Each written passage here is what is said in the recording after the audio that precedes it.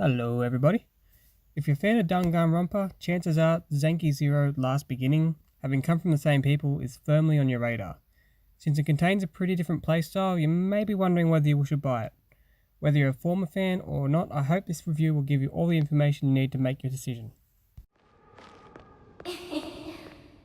Immediately into Zanki Zero, the core mystery of the story will be introduced to you in an effective way to capture your attention.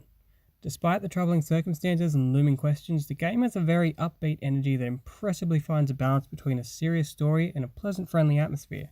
The characters, as you may already know, live on a 13-day life cycle. This provides a very interesting take on the narrative by having characters who are cycling in age from children to seniors infinitely. This was a welcome structure because it had the surprising effect of keeping characters interesting longer. It almost felt like the cast of 8 had become a cast of 24 as it became familiar with the different designs and voices for the 3 major age groups. The game features 8 main characters who are all modelled after one of the 7 deadly sins and additionally the original sin. Each of the characters have their own very well fleshed out characteristics and interests, often related to their sin. Something that the creators have always done well is establish a cast of memorable characters where no one fades into the background, and I'm really pleased to say that Zanki Zero is no exception to this. At no point in the story was I ever left wanting for better characteristics or development, as each character brought their strong points forward to show me their value. Outside the main cast, we have the 2 hosts, Sho and Mirai. If you're familiar with Danganronpa, you can think of these 2 as Zanki Zero's version of Monokuma, as they often pop in with informative plot details and directions in their cocky but hilarious narrative. These 2 have an almost odd couple type dynamic, with Sho being the quirky, hard-to-control funny man, and Mirai being the sensible, structured and innocent provider of order. Despite the interesting premise, the game has a bad habit of drowning out the overall story to focus entirely on character backstory and development. While these backstories were interesting, well done and certainly welcome, it began to feel as if the story was being ignored in favour of them. The result of this is that instead of being an incredible support for the story, they instead began to feel like a monotonous distraction from it. Thankfully, this was a short-lasting problem that only remained for a few chapters before the story came back into focus. Without getting into spoilers, I will say that overall the story did a great job of establishing its universe, developing its characters, answering your questions, and ending in a satisfying and memorable manner. While the story did have some problems with pacing early on, considering this game is, at its heart, a dungeon crawler, the fact that it delivered such an engaging story at all, let alone such a memorable one, is something to celebrate. Like Danganronpa, Zanki Zero features an incredibly vibrant soundtrack. At all times, the tracklist will do a great job of setting the mood of the story. Whether the mood is jolly, mysterious, dire, or suspenseful, the tracklist always sets the scene with a matching undertone. One downside to this contrasting tracklist is that sometimes the transitions between tracks would be lacking in subtlety. Switching from a dense, serious track to the soulful island music so fast could sometimes be disorienting and serve to downplay the drama. But luckily the tracks are so well produced and pleasant to listen to that you can't help but forgive it. Also offered is the ability to choose between songs in the tracklist to listen to while moving around in the ruins of the world. While I personally chose to use the pre-selected tracks, I'm sure this is a feature many fans are happy for. As far as voice acting goes, the game offers the option to play in both Japanese and English. The English cast was very well chosen and provided a very suitable match to its Japanese counterpart, and both versions of the cast delivered a great performance. The developers opted for a similar voice structure as Danganronpa, where the lines would only be read in the more dramatic of scenes, and generic reactionary lines were provided for all other scenes. One of the first things you'll do in Zanki Zero is choose your difficulty.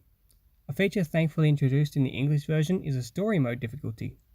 If you're here for the story and nothing else, this mode will remove all enemies except those that are story related, give you infinite health, the ability to one-hit enemies and remove all negative statuses such as stress or bladder, making it so the only actual gameplay you'll have to make it through is the puzzles.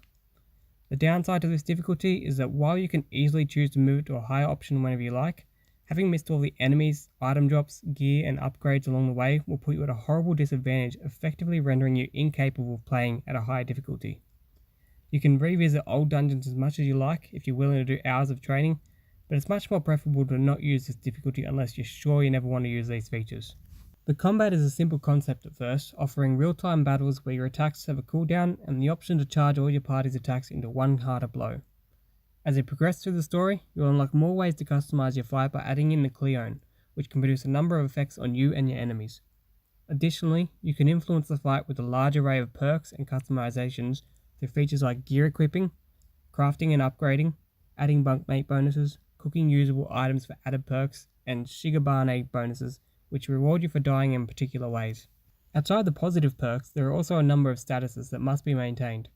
Failing to eat food will cause health to drop, eating too much food will require you to go to the bathroom, failing to go to the bathroom or using a dirty bathroom will increase stench and make it easier for enemies to spot you, and various actions can cause stress to increase.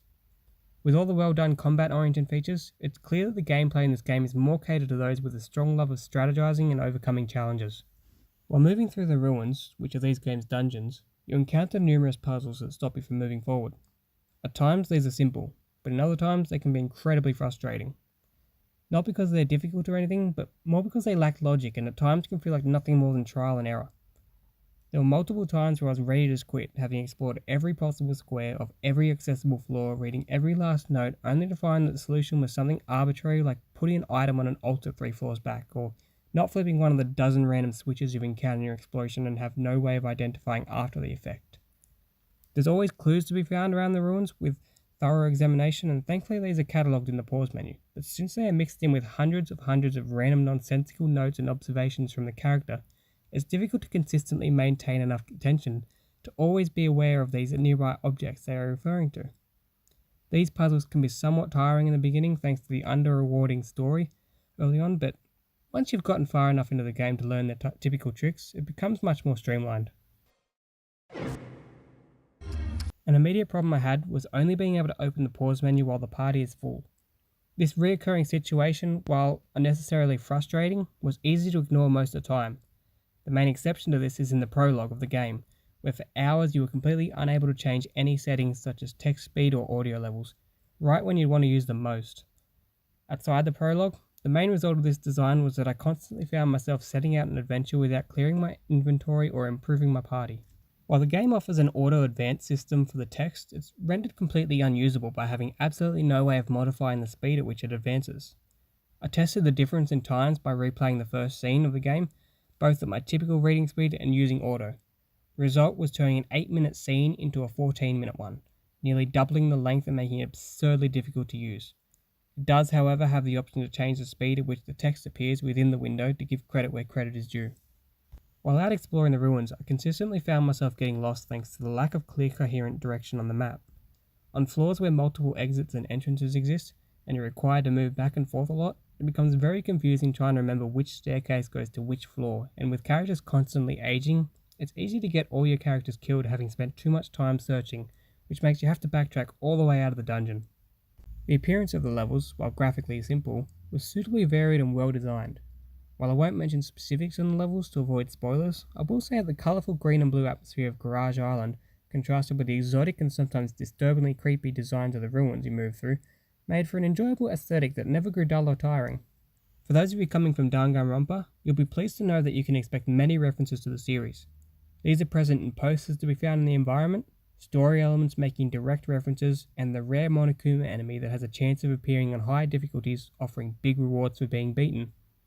Additionally, these references seem to be heavily tied to the amount of Danganronpa save files in your system, increasing frequency based on the quantity.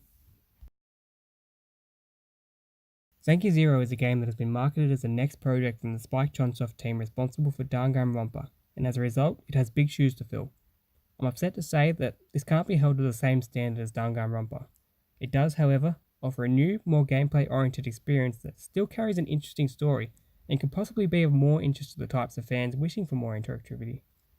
While somewhat rough around the edges and often frustrating, I still enjoyed my time with Zanki Zero and would happily pick up a sequel if the possibility ever came to exist. Thank you so much for watching my video all the way to the end. I hope I answered any and all questions you may have. Don't forget to show your support by liking and subscribing. It really means a lot. See you next time.